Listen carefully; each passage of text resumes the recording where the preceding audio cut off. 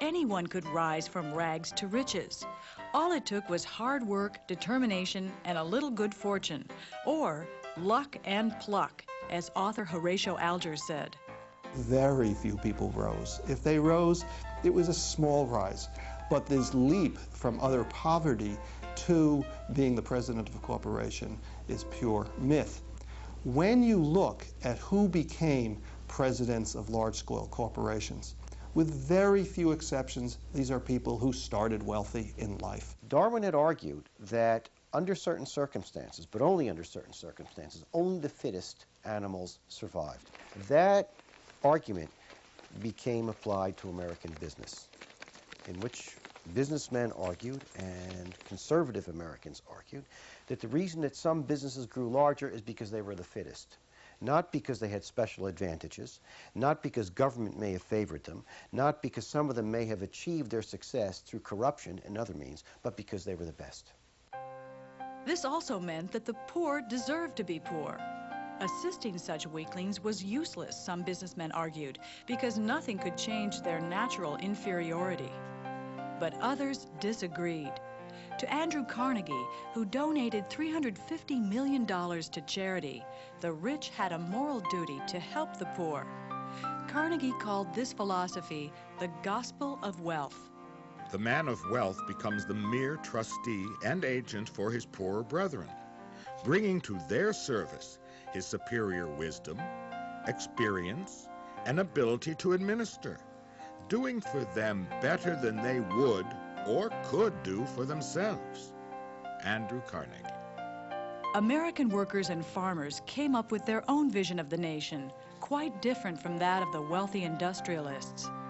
In the decades following the Civil War, business and labor would fight a brutal battle for the very soul of the United States. The reasons why they would go out on strike had to do with the fact that they were working, but they weren't making enough money to pay for the things they needed in order to live. They couldn't pay their rent sometimes. They couldn't pay for enough food to eat. They couldn't pay for clothing for their families. And so eventually they would get to the point where they would decide to unite with each other and demand from whoever their boss was for the boss to give them more money.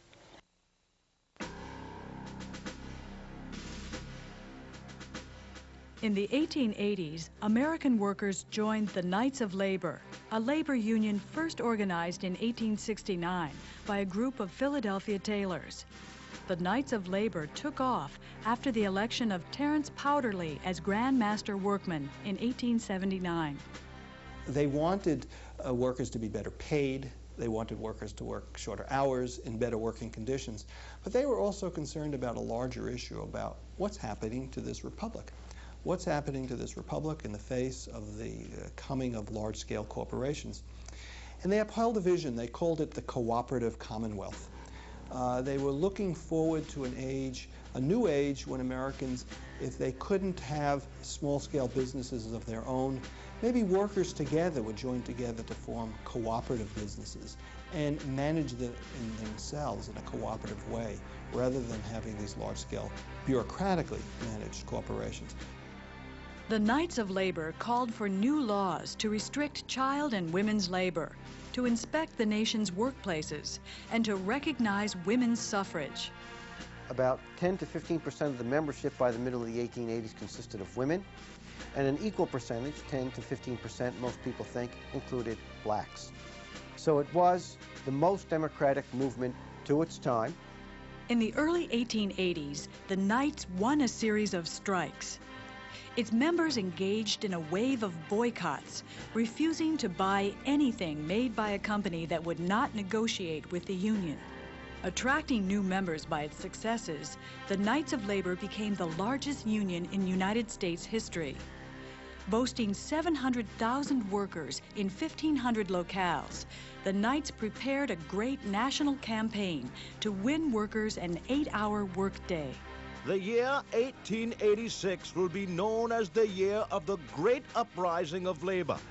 The skilled, unskilled, the high-paid, and the low-paid all joined hands. George McNeil, Massachusetts night.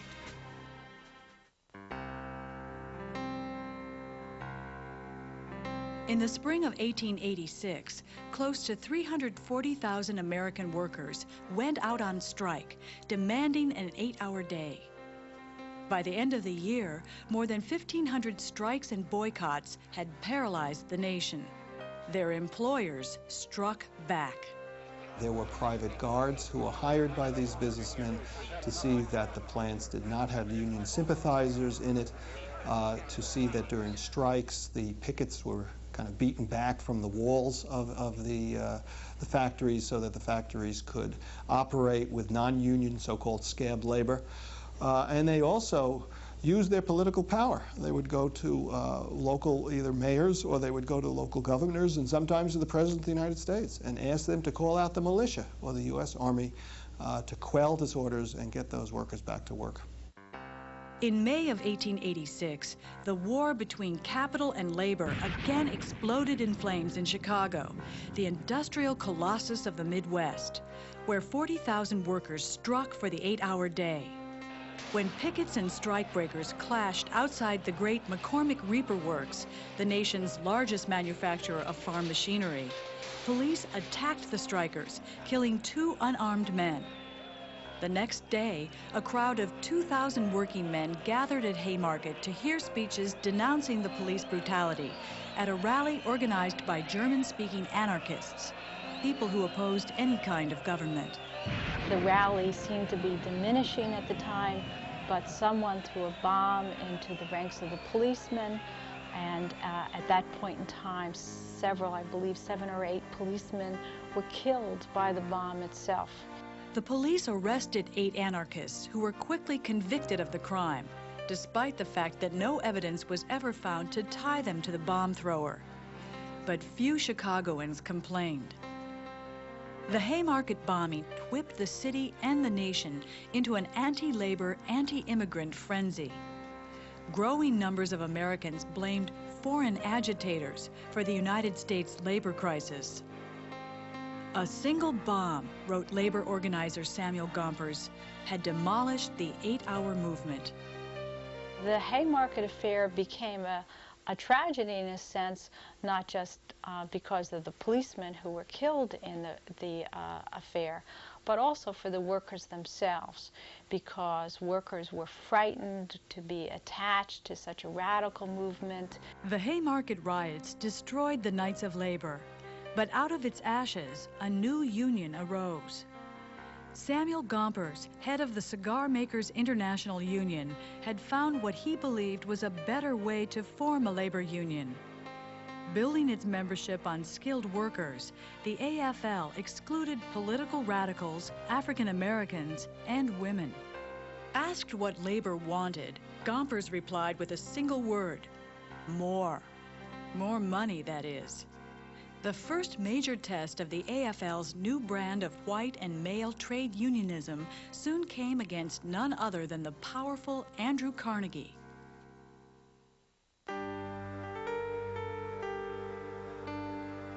In 1889, workers affiliated with the Amalgamated Association of Iron, Steel, and Tin Workers Union struck against Carnegie's Homestead Steel Mill and won wages a third higher than those at neighboring mills. Outraged at this assault on absolute control of the Homestead mills, Carnegie vowed to destroy the union. Sailing for a vacation in Scotland, he left associate Henry Clay Frick the job of busting the union. In June 1892, Frick announced that the company would negotiate only with individual workers and not the union. The war was on. Workers were locked out of the Steel Corporation. They were not allowed to get in so that they could strike within the company. And when the workers tried to storm the company plant, the Pinkertons would repel them. So they would use direct force with a private police force. Strikers and their families fought off armed Pinkerton agents in a severe battle on the shores of the Monongahela River. When sympathy strikes spread to surrounding mills, Frick convinced the governor to send the state militia to keep the mills open. The workers held out for 4 long months, but outgunned and overpowered, they finally gave up. The failure of skilled steel workers to protect their jobs dealt a severe blow to the AFL. Out west, company-hired goons and state militias crushed mine workers in a series of even more violent confrontations. Trouble was also brewing in the American countryside, where people were mounting their own campaign against America's new industrial order. After a long life of toil, economy, and self-denial, I find myself and my family paupers. With hundreds of hogs, scores of good horses, and a farm that rewarded the toil of our hands with 16,000 bushels of golden corn, we are poorer by many dollars than we were years ago. Between 1865 and 1890, Americans put more acres under the plow than they had in the previous 250 years. The nation's west was rapidly becoming the breadbasket of the world. But in the 1880s, prices dropped, the weather turned mean, and American agriculture went into a deep depression. As agricultural surpluses mounted, the price of grain and beef plummeted. Farmers already heavily in debt to bankers were forced to grow more and more to make less and less money. Unable to make payments on their loans, families lost their farms, packed up their belongings, and left their homes. Between 1882 and 1892, western Kansas lost half of its population. In South Dakota, Iowa, and Nebraska, families packed up their wagons and headed back east.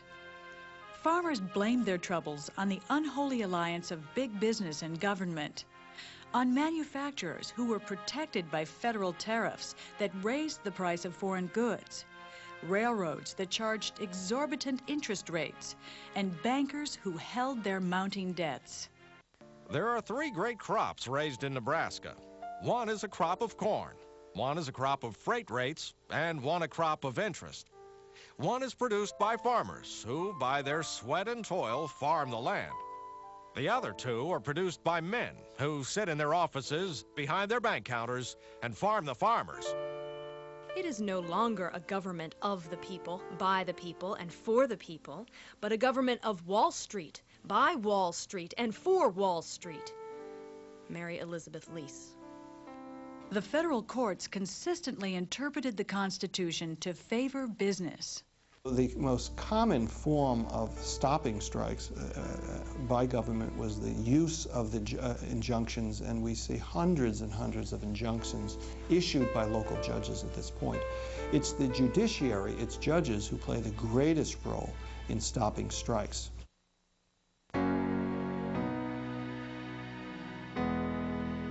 Fighting for their lives, farmers organized to fight the distant price-fixing plutocracy, which they were convinced had rigged the system against them. They worked through social and educational organizations called granges. Farmers got together to pool their resources in order to fight against what they thought was unfair discrimination from people who bought their products. So rather than sell as individuals to a large number of sellers, they began to form these things called cooperatives, whereby they would pool their product and sell it to the best bidder. Fanning out across the country, alliance speakers like suffragette Mary Elizabeth Lease urged farmers to organize. You farmers ought to raise less corn and more hell. As time wore on, the granges became political. And what they did is they got together, organized, and forced state legislatures to do 2 things. One is to set storage rates for grain in elevators, and second, to regulate the rates of shipping on railroads across the country. In 1890, the Southern Farmers Alliance and its Colored Farmers Alliance affiliate elected 4 governors, took control of 8 legislatures, and sent 44 congressmen to Washington. Encouraged by their successes, Alliance members in 1892 organized the Populist, or People's Party. Populism was a political movement of ordinary people, overwhelmingly farmers, who were trying to address the problems that had come to them in a period of rapid industrialization. They felt that they were almost voiceless in the way the nation was being reshaped, and they felt that farmers' plight was becoming more difficult. They were organizing themselves into a political party to make themselves heard and to try to have their grievances redressed. We meet in the midst of a nation brought to the verge of moral, political, and material ruin. The fruits of toil of millions are boldly stolen to build up colossal fortunes for a few. Unprecedented in the history of mankind, and the possessors of these, in turn, despise the Republic and endanger liberty. Populist Platform, Omaha, Nebraska, 1892. The Populists promised to restore government to the hands of the people.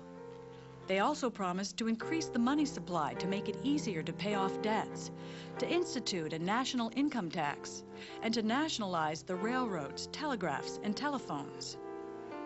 To attract industrial workers, the platform called for the 8-hour day, legislation to control monopolies, and limits on the use of court injunctions to stop strikes. In the presidential election of 1892, Democrat Grover Cleveland beat Republican Benjamin Harrison in a close race. Supported by farmers in the West, the Populists carried 4 states, sent a dozen congressmen to Washington, and won more than 1 million votes for its presidential candidate, James Weaver.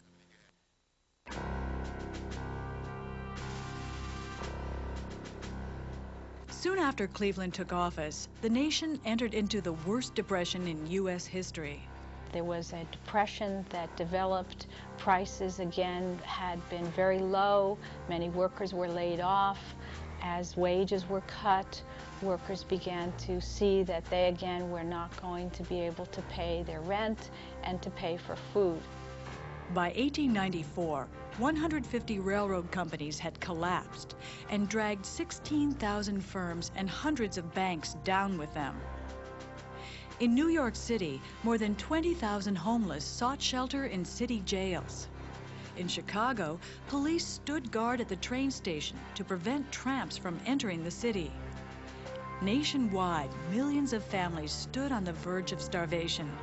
Private relief efforts did not come close to meeting the needs of the unemployed. With no aid forthcoming from business or government, workers erupted in protest. 1894 alone witnessed more than 1,300 strikes, involving more than 500,000 workers. The most famous demonstration of that depression was Coxey's Army. Coxey decided to protest these conditions and to try to get the federal government to provide some relief to all the unemployed. And he just started marching from the West Coast, and he began gathering people around him as he marched from city to city who became part of Coxey's Army. And they did march on Washington and petitioned, not successfully, for government relief for the unemployed. When Coxey finally arrived in Washington that May, rumors of revolution swept through the city. Coxey was immediately thrown into jail, and his followers dispersed. Meanwhile, trouble was brewing back in Chicago at the Pullman Palace Car Company. These people who built the Pullman cars were highly skilled workers. They lived in a company town where the houses were built by the company. And when the Depression of 1892 came along, the company had cut wages, but had not cut the rents for the houses. When workers met with him to complain, Pullman fired them. So they struck, asking help from the American Railway Union. When the Pullman workers went out on strike in 1892, they called for the other workers in the American Railway Union to go out on strike, and eventually a major national railway strike developed. It became one of the most important conflicts of the late 19th century because it involved all of the leadership of this new union, the American Railway Union, and Eugene Debs, who was the president of that union. As the workers tried to prevent the railroads from moving, the companies would attach mail carrying cars to the Pullman cars, and if you didn't agree to carry a mail car, you were obstructing the United States mails, so that went to court. The arrival of federal troops in Chicago on July 4th triggered a riot which left 13 dead and 50 wounded. 7 days later, more than 34 people had died. What had begun as a boycott of Pullman had become, in Eugene Debs's words, a contest between the producing classes and the money power of the country. With business, courts, and federal troops allied against them, the strike collapsed. The leadership of the strike was arrested, and the strike was essentially defeated. The events of 1894 demonstrated just how deep the conflict between capital and labor had grown. They also convinced growing numbers of farmers and workers that to change things for the better, they would have to join together, farmer and worker. Change would come through the ballot box and not the picket line. In the presidential election of 1896, voters had the opportunity for the first time in decades to choose between two very different visions of the United States.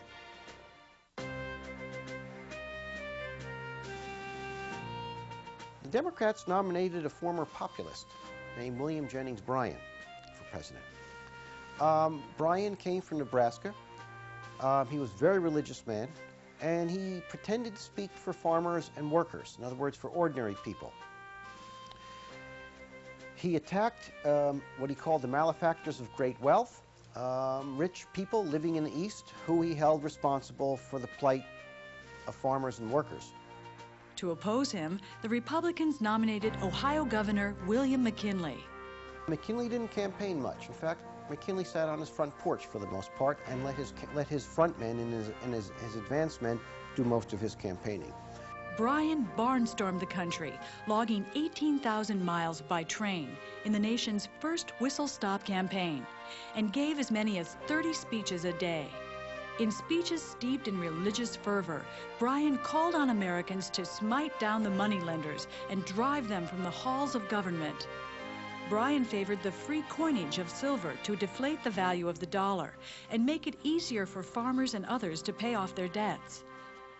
Having behind us the producing masses of this nation and the world, supported by the commercial interests, the laboring interests, and the toilers everywhere, we will answer their demand for a gold standard by saying to them, you shall not press down upon the brow of labor this crown of thorns. You shall not crucify mankind upon a cross of gold. While Bryan's moral righteousness and biblical oratory scared off Catholic and ethnic voters, the Republicans released an unprecedented flood of pamphlets, posters, and press releases calling for ethnic and cultural toleration and a full dinner pail.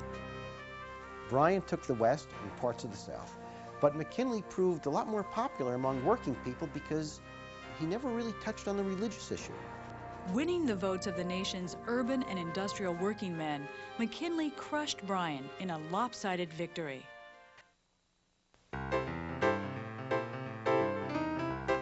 After the presidential election of 1896, the Populist Party faded away as returning prosperity pushed prices higher and U.S. farmers prospered. But the struggle between capital and labor continued. In the first decade of the 20th century, 9 million new immigrants would pour into the United States from Eastern and Southern Europe, in the largest wave of immigration in U.S. history. Samuel Gompers would see his AFL swell to more than 1 million members.